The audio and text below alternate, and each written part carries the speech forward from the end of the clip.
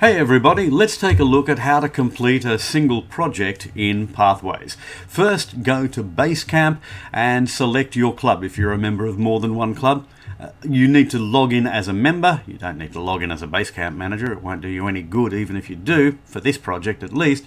And once you're there, it'll take you to your individual Basecamp page. On your individual Basecamp page, click on My Education Transcript because that's where all of your paths and all of your projects are being stored. You can see I've got quite a few.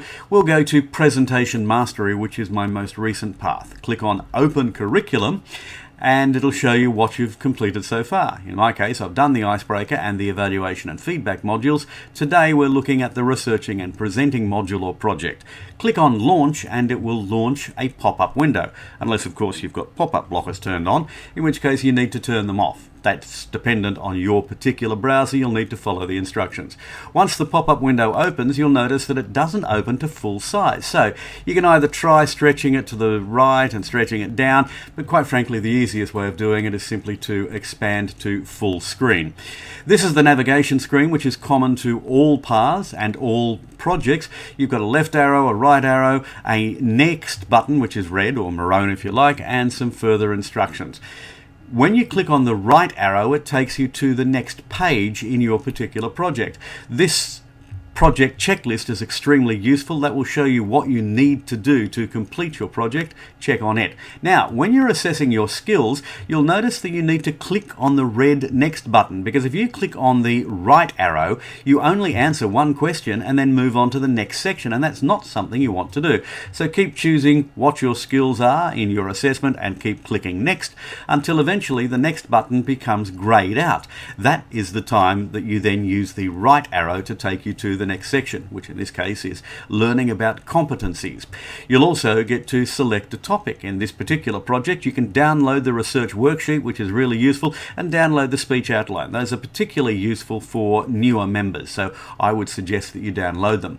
Now, when you're researching a topic, you'll see that there is a red More button. Every time you click on that More, you get more information. If you were to just click the right arrow, then you would lose that information, and it is extremely valuable. So if you can see a red or maroon button, make sure you try to press it rather than just going straight to the right, because if you do, you miss out on stuff that you need to know about. Eventually, as I say, the next button will be grayed out. That means that you cannot go next anymore, and that's when you move up to the right and use the right arrow to move to the next segment. In the next segment, we're going to see something interesting. This is where you have 4 red boxes. Each time you click on one of those, you get further information. And once again, if you see a red or maroon box, try clicking on it to see if you can get more information. It's going to be valuable to you. Eventually, you'll find out about citing sources or about why you should cite sources, and then you'll get to a quiz, which is what we have here. You have to pick, in this particular case, 5 sources that you think are going to be generally reliable. And the ones that they suggest are, for example, the New York Times and an interview with an expert and a university webpage. They actually say that Wikipedia is not a reliable source, but an encyclopedia entry is. I would argue about that because Wikipedia is at least self-healing, but I know that's the answer that Toastmasters want, so that's what I submit. And you get correct. Now you can move on. You know the difference between reliable and unreliable sources.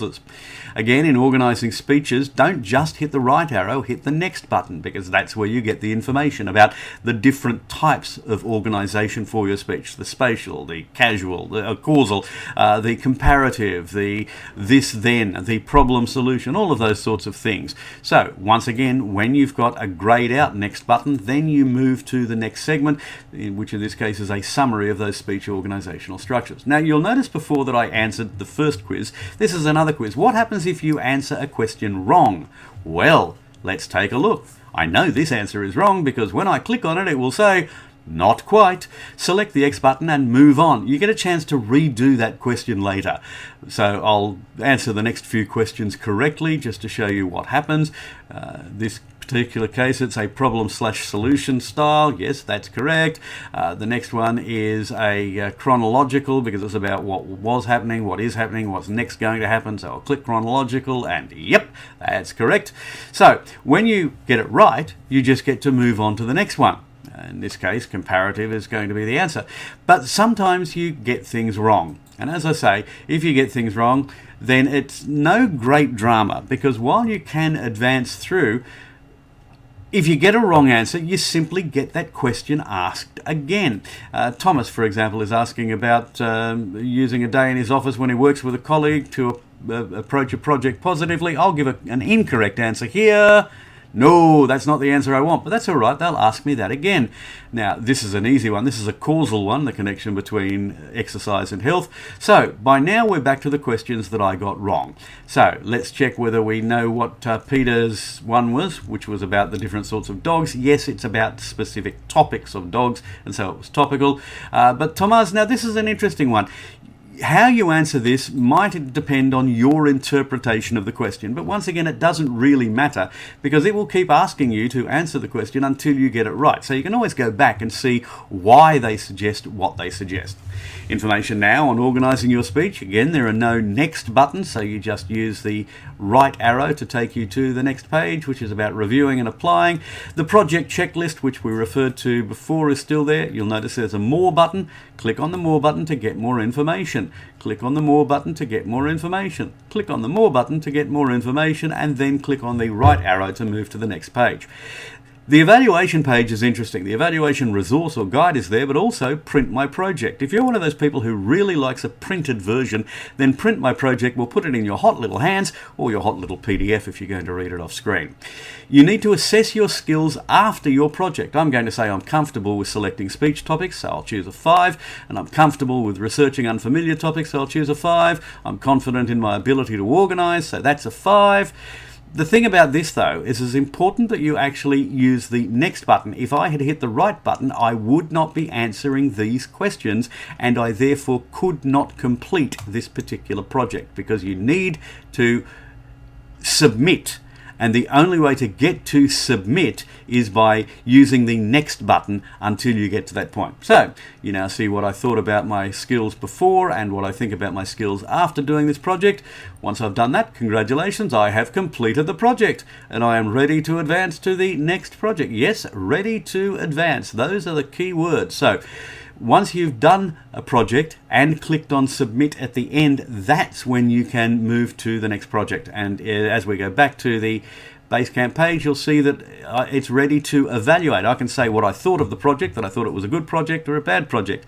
I can then click on activate to complete that level, because that will be the last project in level 1. So that's how to complete an individual project, and in this case, how to complete a level as well. I hope it was useful, and I hope you're enjoying the journey in Pathways.